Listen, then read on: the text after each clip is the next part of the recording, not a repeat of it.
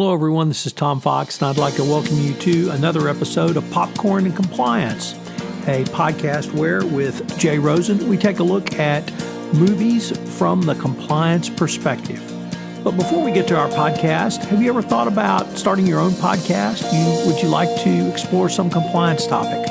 Well, I have founded the Compliance Podcast Network, and I'm looking for new podcasters. If you've wondered how you might start a podcast, please listen to our sponsor, One Stone Creative. If you are enjoying this show, you might enjoy hosting your own. As an expert in your field, you have skills, knowledge, and insight that can help you expand your practice, meet new people, and create amazing content to share with the world. In as little as 2 hours a week, you can dramatically change how you promote, fill, and position your business. And One Stone Creative can show you how. Learn more at onestonecreative.net. In this podcast, Jay and I are joined by Sean Friedlin, and we'll take a look at Endgame, the end of a 22-episode series of the Marvel Cinematic Universe. Spoiler alert, we do talk about the movie, those who die and those who don't die. I know you will enjoy this podcast. Thanks for listening. Popcorn and Compliance is an offering of the Compliance Podcast Network. Hello, everyone. This is Tom Fox. We are here for another episode of Popcorn and Compliance. I have with me Mr. Monitor, Jay Rosen, and we have with us the compliance guy. Yes, Sean Friedlin, Marvel Universe expert and geek extraordinaire, has agreed to join us for this podcast because we're going to talk about Endgame. And I will say right now, spoiler alert, we're going to talk about the entire movie. So if you haven't seen it, you might want to listen to this podcast after you've seen it. So gentlemen, first of all, welcome. And I'm really looking forward to this podcast. So say hello to the audience. Hey, everyone. Hello, audience. I'm glad we could assemble on this beautiful afternoon. Excellent. So I thought we'd start off by, Jay, if you could sort of tell us a little bit of the summary of the movie, how it shattered every record there was that could be shattered, and what it might mean going forward. Sure, Tom. This takes me back to my Hollywood roots. As some of you know, I'm a recovering screenwriter, and one of the best, games that everybody does here in Hollywood is look at the grosses, and now that we're all plugged in and you get like 1 million texts a day. Initially people were blown away by the almost $50 million that it made on the Thursday night preview. And I'm going to just go into some of the numbers right now. We won't get hung up on them, but according to Box Office Mojo, the weekend global release broke over 20 individual records. After last week's weekend's opening, Avengers Endgame is on track to become the highest grossing movie in history. The superhero film's success isn't only great for Disney's news, but it's given their stock quite a nice little kick. Captain America, Iron Man, and Thor's latest outing generated more than 1.2 billion, and that's billion with a B, in global ticket sales in its opening weekend, including 350 million at the domestic box office, shattering its prequel by more than 100 million, which was Avengers Infinity War. Avengers Endgame broke, as I said, more than 20 top box office records its opening weekend, and we can link to the link to Box Office Mojo so you can see some of that.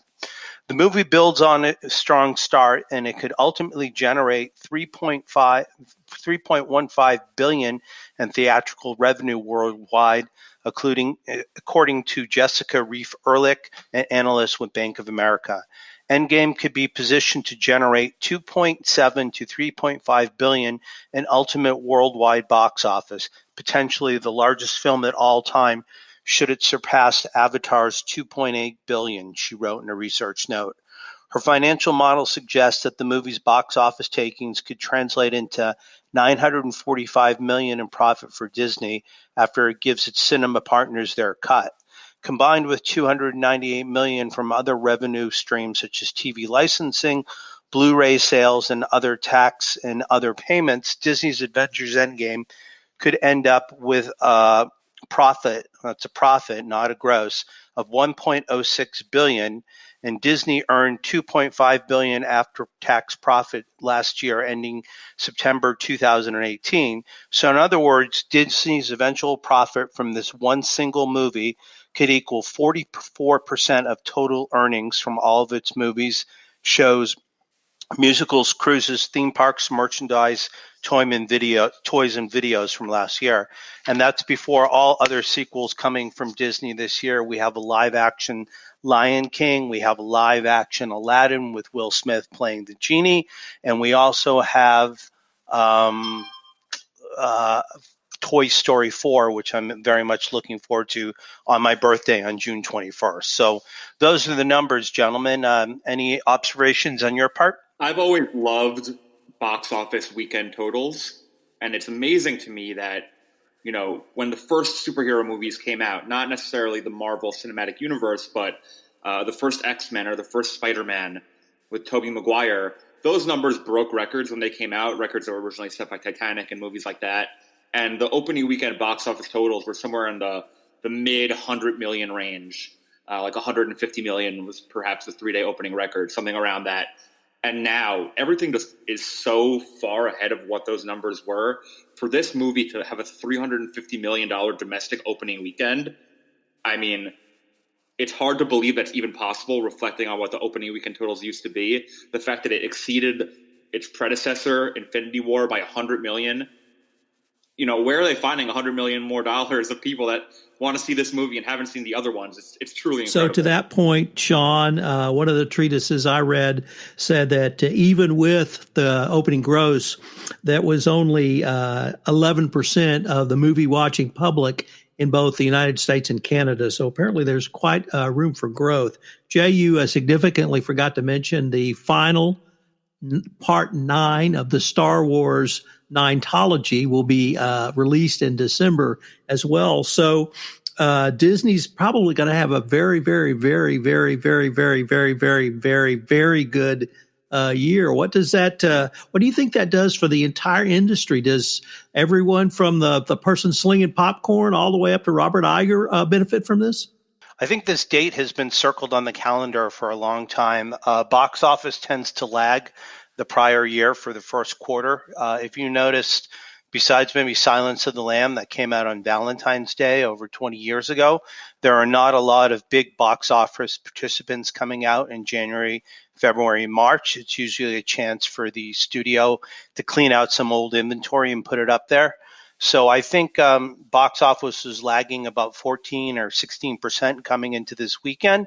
And, with this 350 million domestic, it's probably picked up about half that deficit. And, what you're seeing now, and I wanted to get your guys' takes on this, is that with Disney's acquisition of Fox and now the X-Men coming into the fold, one can only hope that there'll be X-Men versus Avenger movies. But it seems like Disney really is only one of the few participants out there that has the scale and scope to make these $300 to $400 million tentpole pictures and release them. And if you look at the majority of Disney's schedule, which I just enumerated, they're all sequels, whether they're cartoons going into live action or live action going into cartoons.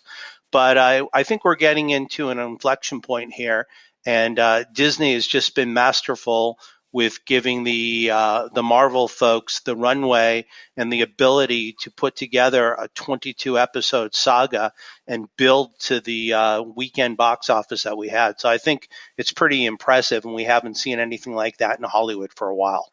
Sean, I think an appropriate introduction to your role in this podcast is that you were part of the group that actually crashed the Ticketmaster or whichever ticket site you were on trying to get the preview ticket that you ended up having to buy in person.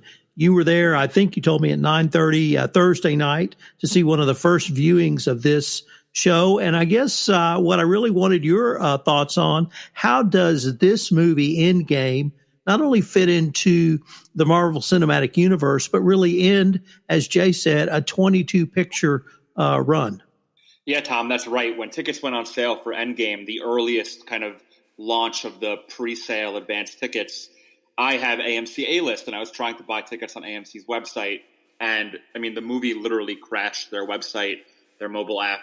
Every ticket buying site on Fandango, for example, had either a long wait to buy tickets. I think on Fandango at one point the wait was an hour long, and on AMC the site just broke essentially. I'm fortunately, work from home full time and live across the street from a movie theater, and I, eventually gave up on technology and just walked across the street and bought a paper ticket for the movie because I couldn't risk not having the opportunity to see it opening weekend. And an interesting thing about the demand for this movie, and Jay, maybe the hold that intellectual property has on our pop culture kind of life today, AMC actually in some theaters in New York stayed open 24 hours for the entire weekend, 72 hours straight from Friday morning to Sunday night to accommodate the sheer demand for this movie. So people were going to see it at 1, 2 in the morning, and every showing was sold out, which contributes to that, massive box office total, and why these studios continue to rely on IP to build out these movies, right? Because it's a reliable investment. They know that people are going to line up to spend time with these characters that they have relationships with already, and they could really tell some cool stories and create these really amazing movie experiences. In terms of this, as you said, the culmination of 22 movies that led to it over the course of 11 years, starting with Iron Man in 2008. So in Endgame, we essentially have, as you would expect for the culmination of this really long, thoughtful, strategic plan that Marvel put in place. There were essentially 3 phases of movies. Phase 1, which started with Iron Man back in 2008 and really introduced us to the core Avengers characters of Iron Man, Captain America, the Hulk, and Thor, and then eventually expanding in Phase 2 and Phase 3 into more of these secondary and kind of tertiary characters in the Marvel Cinematic Universe, from beloved people with a smaller kind of presence like Black Panther to people like Guardians of the Galaxy, who casual fans might not have even heard of before the movies came out, and really, became beloved through the movies themselves as this kind of comic set of, intergalactic explorers. As far as how do all these things tie together, it's really incredible, not just what they were able to do over the course of an 11-year, really long-term strategy, which I'm sure any, compliance professional could appreciate a good long-term plan, but also just in the way they told the story, not just weaving together all these things that have happened over the course of 11 years with a lot of references and callbacks to these major plot points, but also in the story itself, in Endgame, to undo some of the effects of what happened in Infinity War, where Thanos, the main villain, essentially collected all of these Infinity Stones, these really powerful intergalactic gems, each of which have these unique properties that enable him to control space and time. When he snapped his fingers at the end of Infinity War, 50% of the population around the world, around the galaxy, disappeared. And the plot of this movie was essentially undoing that massive catastrophe. And in doing so, they had this really clever storytelling arc where they traveled through time back to earlier movies from the cinematic universe of this kind of Marvel stretch and watched themselves as younger people doing things that we saw from these earlier movies. And there are these really great moments where, depending on how big of a fan you are to Marvel, whether you're a casual fan, whether you've seen all the movies, whether you've been reading the comic books, there are all these really, really great kind of nods and Easter eggs. So just in terms of connecting the dots, Tom, this is going to take a deep breath, but essentially every single character from all 22 of these movies either makes a pivotal role or a slight appearance in Avengers Endgame. And then there's also a bunch of callbacks and kind of brief interactions with characters that we haven't seen in a while, that you probably wouldn't have expected. I wouldn't have expected them to be there. And Jay, maybe you did, and Tom, maybe you did. But we see Red Skull, who I think we last saw in the first Captain America movie, Natalie Portman, who we last saw in Thor: The Dark World, Renee Russo, who's Thor's mom, who we also haven't seen in over a decade, Tilda Swinton from Doctor Strange, John Slattery from Mad Men, who is Iron Man, Tony Stark's father, who we haven't seen in probably a decade, Robert Redford as this kind of undercover Hydra agent, Peggy Carter, all these really kind of fringe characters who either appeared in the comics, appeared in the Marvel TV shows, or were minor players in historical kind of Marvel Cinematic Universe movies show up. And it's just like the most star-studded cast on paper. When you're watching the end credits at the end of this movie, you know, how are all these people in one movie? It's truly incredible. And beyond just that level of homage and kind of reference and callback and how it connects all these different stories with all these different characters, you have some really deep cuts that if you're a Marvel fan, whether it be someone that's really into the movies and reads more about them online or has been reading the comic books for a while, that happen in this movie, that are those moments in the theater when the crowd cheers and you're like, what's going on right now?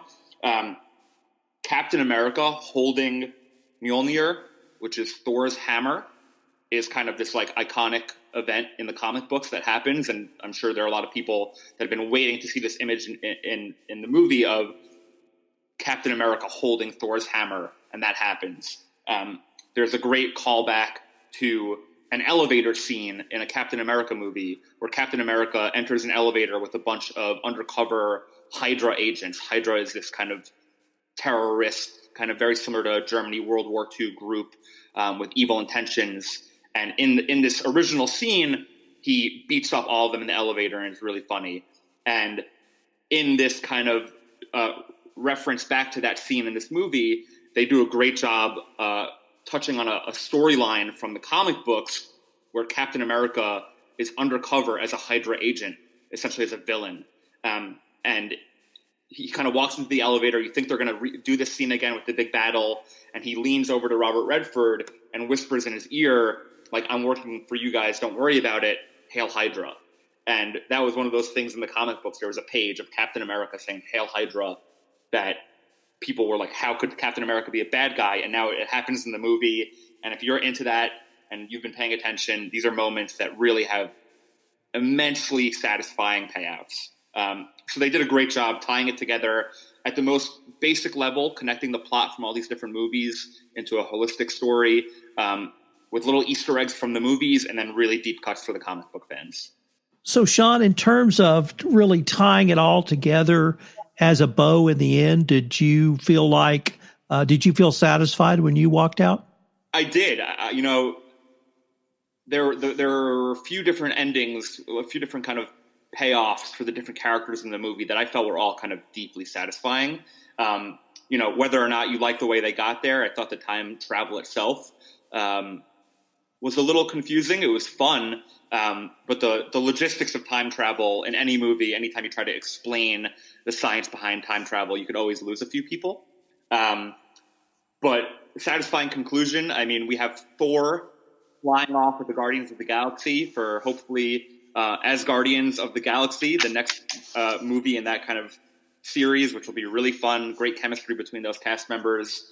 Iron Man, my personal favorite character, spoiler alert if you're still listening, dies and has this really kind of beautiful arc over the course of the movie that we'll talk about a little bit more.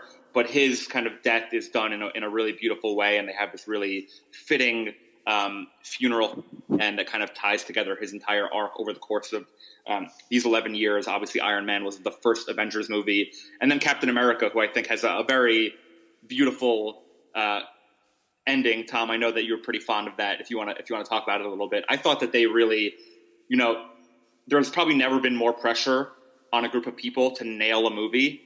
The expectations for Avengers Endgame, for all of the years they built up to it, for all of the money invested in it, for the impact it would have on Disney's bottom line and everything else, the anticipation was at a fever pitch. I really think that they delivered the goods. And I've yet to hear anyone that was truly unhappy with it. You could nitpick, sure, but overall, definitely one of the strongest entries in the Marvel Cinematic Universe. So I wanted to talk about some of the technical aspects, being a very technical-minded geek when it comes to films. And I would have to say that the opening scene with Dear Mr. Fantasy from Traffic was, for me, one of the top-notch parts of the movie. That's one of my favorite songs. I don't listen to it nearly as much as I should, but it was playing in my head the rest of the movie. My wife had to tell me to shut up and not sing it. while we were watching it. And that really set the scene for me. But as everyone who listens to Popcorn and Compliance knows, I'm a huge fan of tracking shots. I love tracking shots. I've loved tracking shots since movies from the 20s. And the tracking shots now with obviously using drones can provide a perspective, obviously, 30,000, 20,000, 10,000 feet, but it also allows a sweeping view. And so the scenes at Stark Enterprises near the end of the movie, I thought were particularly stunning. The scene where Thor goes to visit the long lost colony in Norway of his people were just great shots. Obviously, the special effects were top notch. The colors of particularly in the last battle scene, there was a scene where the Thanos' spaceship, his primary warship, turned its guns off of planet Earth to the heavens and because someone was coming, and that someone was Captain Marvel. But as the cannons that went off, it lit up the clouds in a way that I thought was just eerily spectacular. And so I really enjoyed the special effects. But I'd like to say a couple of words about really one of the points Sean ended with, or at least alluded to, which was the acting. You had an incredible cast of actors, and no one actor could dominate the entire movie. There were some that obviously stood out, but because they were given less screen time as the prime focus, I thought they packed in even better acting. And Paul Rudd as Ant-Man was as neurotic as a superhero can be. I thought it was much more neurotic than the Ant-Man movies. The acting by Thor, channeling his inner Big Lebowski. I'm going to talk about that a little bit more in a moment, but that was great to see. He really had that down. But I wanted to focus on Robert Downey Jr., not as Iron Man, but as Tony Stark. I've been a Robert Downey fan for a long time. He's had his own struggles. His personal struggles around drugs and alcohol bring a level of knowledge to the movie watcher that gives really, I thought when the original Iron Man came out, an interesting interpretation to the early Tony Stark in that movie before he became Iron Man. And knowing what I know about his struggles, to see him grow to not only the man he became after the wipeout of half of civilization when the movie started, but to the father he became, and really have that. When we saw hints of that in Spider-Man, but here it was his daughter, his natural daughter, not an adopted daughter, Peter Parker, son rather, or a favored younger person, Peter Parker. But seeing Tony Stark as a father, I thought really gave a level of poignancy that Robert Downey Jr., when you know his backstory, I think really adds to that shows how far he's come in his own personal journey. And that led to the death scene. And John did correctly note he does leave us in this movie. So, but I thought the death scene was understated, but understated in a way that made it more powerful for me. Now, his wife was there, and she was with him at his side, but it was, for me, an incredibly powerful scene. Sean also alluded to one of my personal favorites was the scene where Captain America goes back in the past and finds Peggy Carter, his beloved from the first Captain America movie. And there was a scene, they were dancing. And if you saw the first Captain America movie, you will recall he promised her a dance before he got in a plane that he had to sink under the Arctic some 70 years ago at the end of World War II. So seeing them have that dance, I thought was very poignant for me. But the acting for literally everyone, Josh Brolin as Thanos had a level of intensity when he used the word inevitable a lot. What I was thinking about there was I'm a huge fan of the Universal Frankenstein series. And he was the classic mad scientist. He was going to kill half of the galaxy's population to put it back in balance. And that trope of the mad scientist has been around for a long time. And so I really saw a lot of that. But his acting in that was, I thought, outstanding. So each of the actors, I thought, because their screen time, not that their screen time was less, but their screen time as the focus was particularly powerful. Scarlett Johansson, I thought, was as anguished a heroine as one could be, and really showed that as well. So I wanted to shout out to the actors for their acting in this because it wasn't that perhaps less is more, but less screen time to me amplified what they brought as actors to each one of these. So anything you guys wanted to throw in on that part? Well, Tom, I think when you're talking about the acting, it's easy to think about a superhero movie and I don't like that kind of stuff. I'm going to dismiss it. I'm not going to go see it. I'm not into, special effects and space battles and all of this. That's not my kind of movie. But in reality, because of the way studios and intellectual property works these days, a lot of the time, superhero movies are Trojan horses for really powerful human stories, because that's how movies get made now. So if you want to make a movie about a certain topic, it's easier to do it if it has some intellectual property tied to it, because there's a better guaranteed return on that investment. And what happened in this movie is it's 3 hours long. It's really packed to the gills with plot, but there's really three portions. The end of it is this big, amazing intergalactic battle with every superhero to ever, exist in the Marvel Cinematic Universe on screen. And in the middle, you kind of have this time-traveling comedic little journey. But in the beginning, the first hour of the movie is about grieving and loss and failure. And it's dealing with the fact that at the end of Infinity War, these people who are the most powerful and successful superheroes to ever, do the job failed. And it was really, really bad. And, people they love passed away and all these terrible things happened as a result. And it would have been really easy for them to gloss over that and kind of just get right into let's fix it mode. But they spent the first hour of the movie really grieving and reflecting on the damage that was done. And I thought it really gave these actors, Chris Hemsworth, Robert Downey Jr., Scarlett Johansson, Jeremy Renner has a really powerful scene to start the movie. It gave them the opportunity to flex those acting chops by giving them that human, personal kind of hour-long arc before they were like, okay, let's go fix it. Oh, that's a great observation, and I felt that way. As well. And when I thought this is certainly a downer way to start, but then I realized that this was grieving, and they did have to go through this. And superheroes can grieve, and they can fail, and when they do fail, they feel a greater responsibility because they are superheroes, and that's not something I typically feel. So whatever I might feel when I let someone down, they probably feel it exponentially more. Any thoughts from you, Jay? Yeah, I wanted to go in a little bit more on the acting and look at a couple people who were not in the original movies who found their way into the cast. And, one of them is Mark Ruffalo as Hulk. And if we look back, the first Hulk, Tom, that you and I probably remember was Bill Bixby / Lou Ferrigno on TV. And that was in the late 70s and the early 80s. In 2003, Ang Lee did a version of Hulk, which was part of a Universal deal.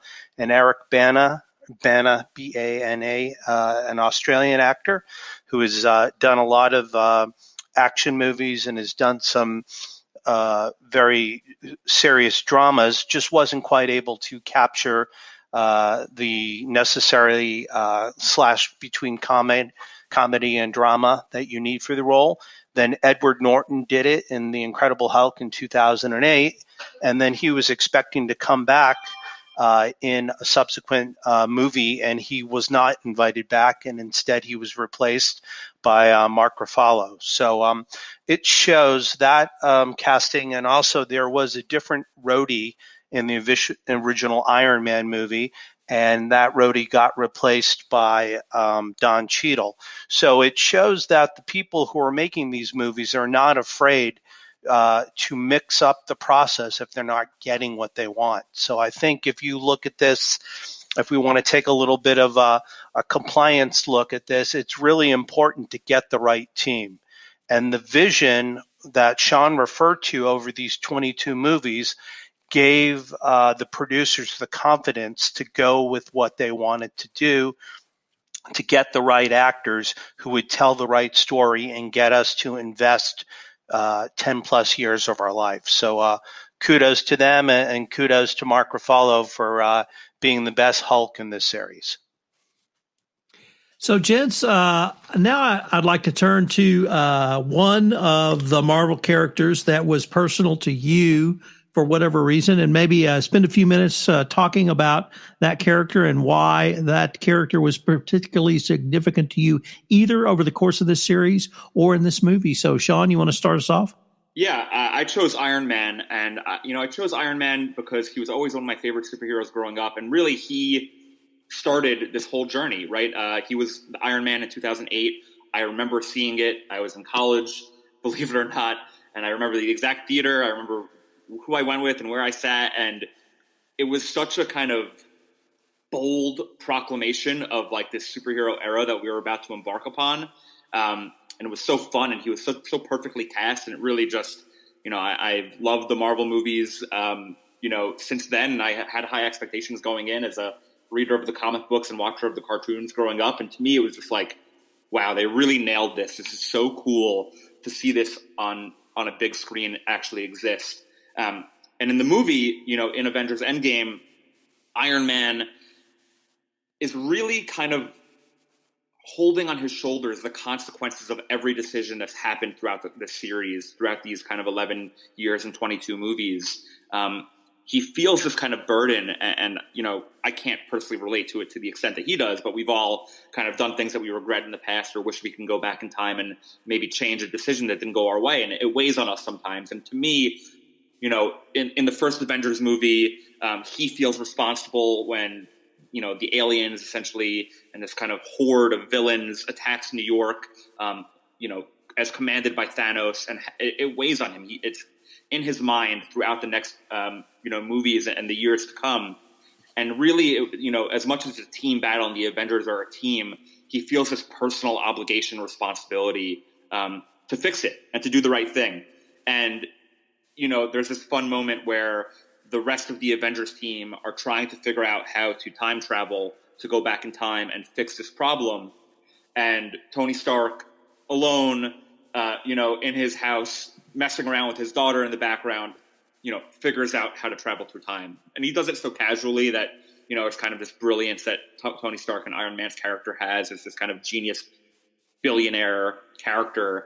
And I've certainly, stumbled upon, whether intentionally or unintentionally, some good ideas toiling away at night alone that have worked out pretty well. And in this case, Iron Man truly does figure out how to travel through time, puts these kind of wheels in motion.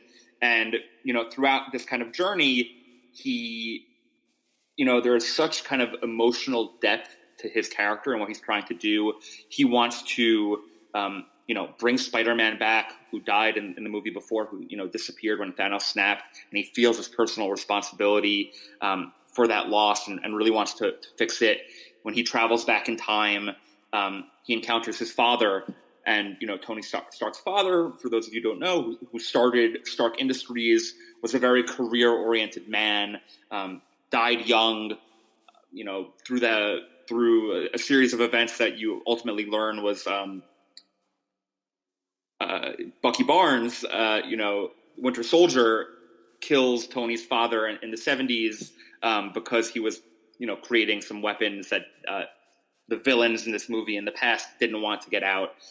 All these different pieces are coming together, and Tony is kind of getting redemption with his father and having that moment with him that he never really had as a kid through his time travel. He is, trying to repair these mistakes that Spider-Man, going away kind of weighs on him. He's trying to create a world where he could still have this relationship with his daughter.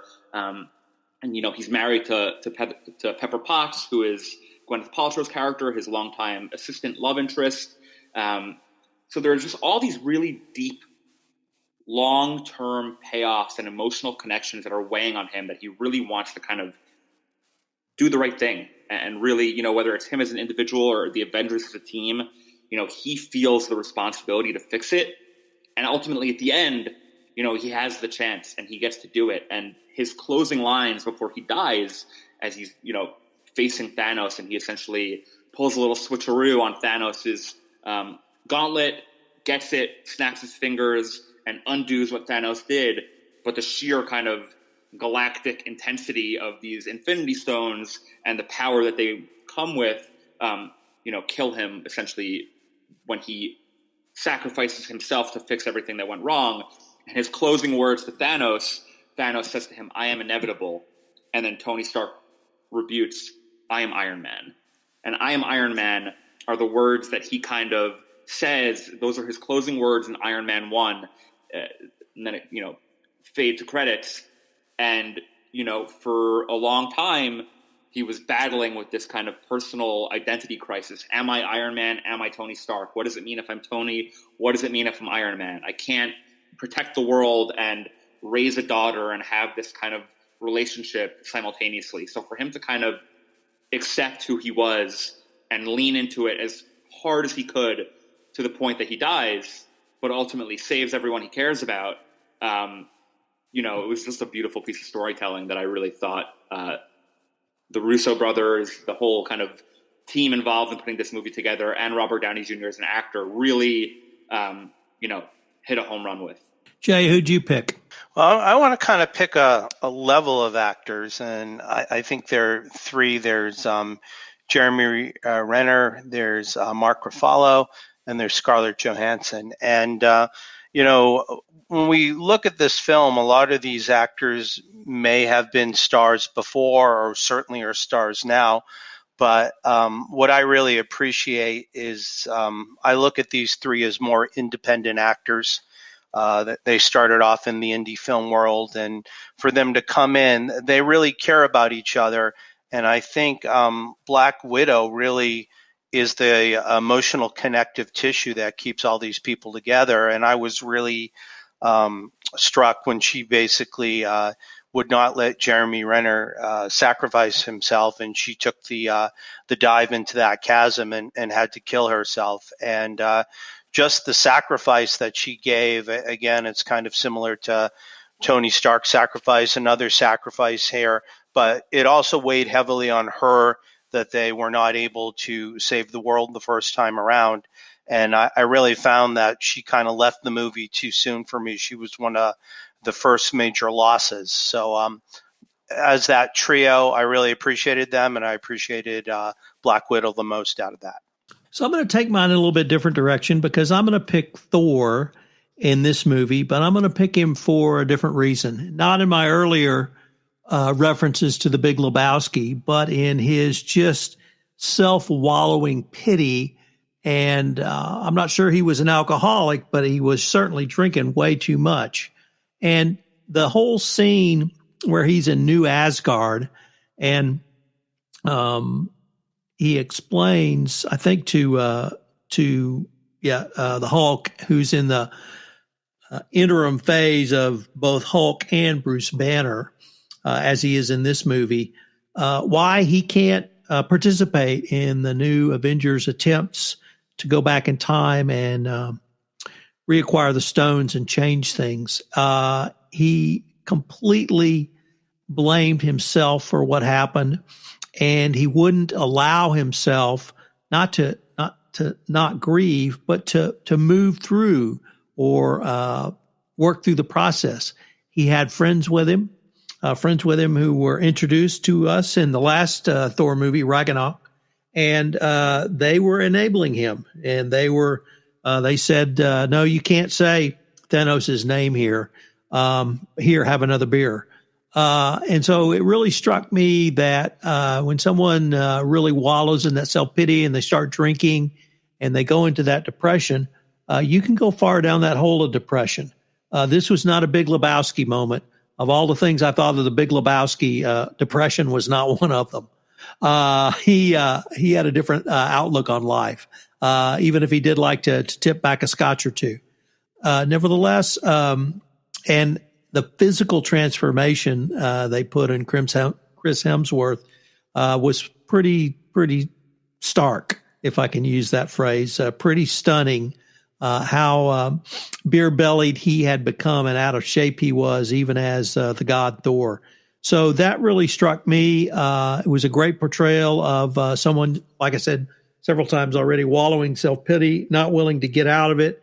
And it takes usually some dramatic event, whether that's an intervention, whether that's a whack across the head or psychically or other, to move forward.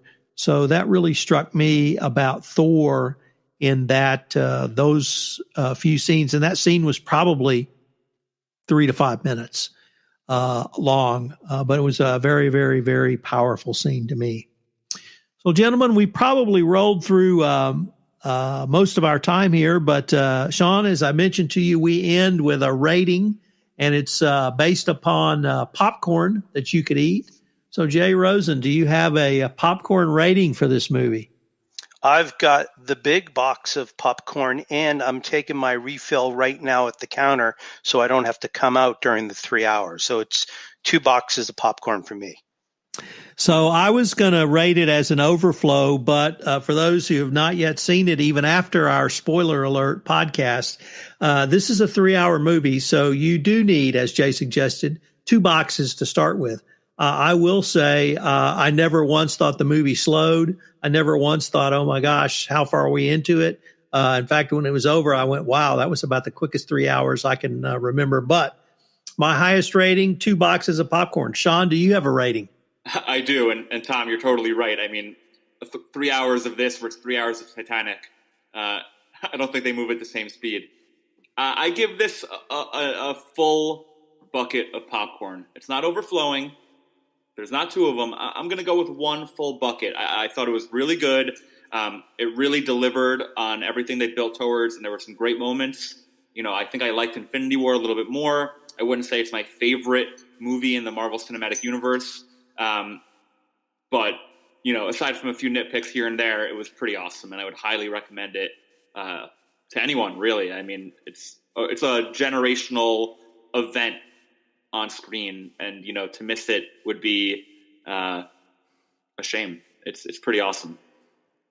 Well, there you have it, ladies and gentlemen. For the 89% of Americans and Canadians who did not see the movie this weekend, we hope you'll get out there and help Jay's gross. All boats rise in Los Angeles. So, gentlemen, this has been a ton of fun. I know we were all looking forward to the movie, and we were frankly all looking forward to this podcast. I hope we can do it again. Thanks, Tom. Thanks, Tom. Hello, everyone. This is Tom Fox again. I'd like to thank you for listening to this episode of Popcorn and Compliance. As you can tell, all 3 of us really enjoyed this movie. And if you have any questions about it, you can email me at tfox@tfoxlaw.com.